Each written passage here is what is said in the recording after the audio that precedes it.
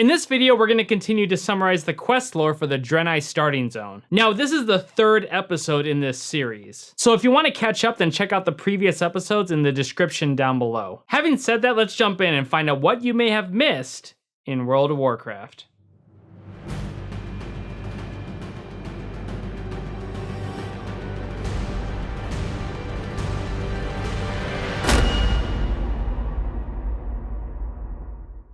If this is your first time here, my name is Quaylen, and I summarize the quest lore that you may have skipped reading while playing World of Warcraft. So if you want to catch up on this stuff, but you don't want to go back and read everything, then make sure to subscribe to the channel and don't forget to hit the bell icon to be notified when I drop a new episode. Before we jump into the new stuff, let's do a little recap. Last time we made our way around Azure Watch, collecting different items to help heal the wounded, deliver orders for the Hand of Argus, just a bunch of busy work. But we also helped a man named Cowlin with burying his family. If you'd like to see all those quests in detail, then go ahead and click this link right over here. Okay, let's get back in there and find out what's going on. You start off by taking another look at the totem, and in your head, words start to form. And you think that the totem is telling you to return to the totem of Ku. Now you run up to Acteon, and he says that since you've had experience killing Moongray's stags, it's time to move up to Moongray's bucks. So he wants you to bring back 6 of their hides. Now you run up to Dadal. Last time we tried to help this Night Elf priestess with her injuries, and the ointment that was made for her really didn't work. He says that she's too far gone for any kind of treatment like that. But he mentions that there's a flower here on Azer Mist called the Azure Snapdragon,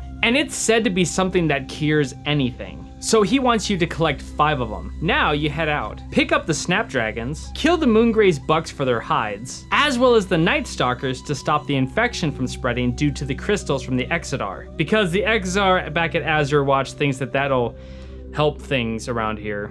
Now you run up the hill to interact with the Totem of Ku, and you're able to read the symbols which spell out the letters C-O-O. Now that you've become more proficient in the second language, you get that the totem is telling you to go across the Crystal Brook River to the east. That's when the spirit of Ancestor Ku appears, and tells you to fly, or rather jump off the cliff, cross the river, and search for Tikti. Once you do that and get over to the other side of the river, you interact with the totem of Tikti. While taking a look at it, you read the letters T-I-K-T-I on the totem. By this time, you're starting to understand the language a bit more, and get the feeling that this totem is telling you to head south, near the bottom of the river. And the spirit of Tikti confirms that by telling you to head there. So you leave this area, and make your way to the south end of the river. Once you arrive, you swim to the bottom, and find the totem of Yor. Like the ones before it, you're able to make out new letters, which in this case are Y, O, and R. With the knowledge that you have, you're able to read everything on the totem, and it tells you about another Furbolg den just west of here, which is the Bristlelimb village. Once again, another spirit shows up and guides you in the direction that you need to go. Unfortunately, I missed capturing this footage, but it does exist.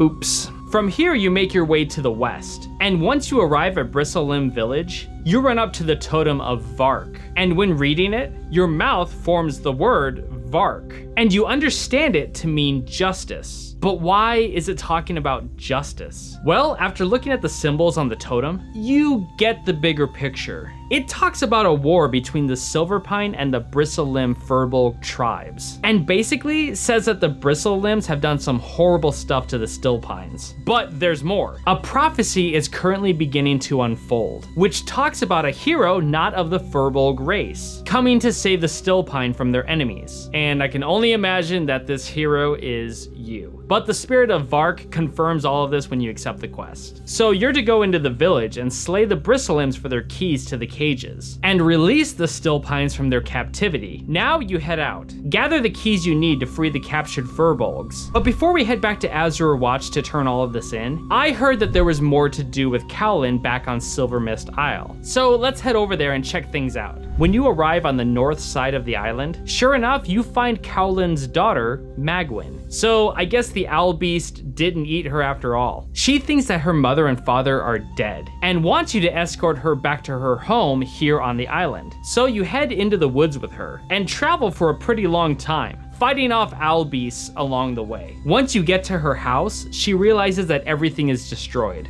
But upon arriving at the docks, she's reunited with her father. With tears of joy in his eyes, Cowlin gives you an heirloom which symbolizes a sacred bond of friendship. He wonders how he'll ever be able to repay you, and considers you a brother from this day until the end of time. With that story ending a bit better than how it ended on the last episode, we make our way back to Azure Watch. And once we arrive, we speak with XR Menelaus. And for having killed the infected Night Stalkers and stopping the spread of infection, he rewards you with a pair of reinforced plate boots. When speaking with Dadal, the alchemist trainer, you hand him the snapdragon flowers, which he uses to make something that'll treat the priestess. And as she wakes up, she calls everyone here Eridar demons, and says that she hasn't come here alone. This leads Fatima to say that we need to explain that the Draenei aren't Eridar at all. So a little backstory to clear this up. About 25,000 years ago, there was a species called the Eridar, but due to some events, they separated into two different groups. One being the Draenei and the other being the Minari, which are basically demon-corrupted Eridar who now lead the Burning Legion. So Dadal says that the prophet Velen said that we'll find our new allies here on this island, and that we'll be tested, because they'll ask that we pay for the sins of our fathers. This tells us that the corruption within the history of the Draenei has been felt here on Azeroth, even before the Draenei got here. So Dadal wants you to travel south,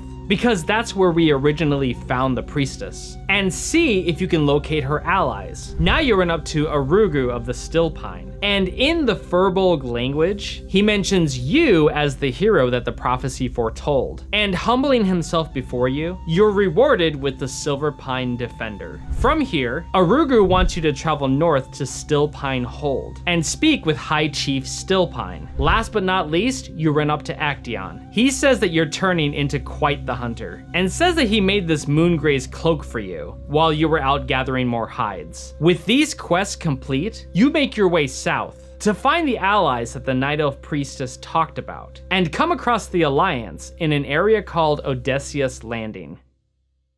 Okay, so comparing to the Blood Elf starting zone, there's a bit of a similar quest layout, but this one isn't as mixed up and messy as Eversong Woods, and I'm very grateful for that. I'm probably jinxing myself by just saying that, but oh well. But one thing I'm very grateful for are the Patreon subscribers. Your help with the channel is huge and I can't thank you enough. If you'd like to help out, then check out the Patreon link down below. And with that, we'll continue the Draenei quest lore next week and find out what's going on in the Tales of Azeroth.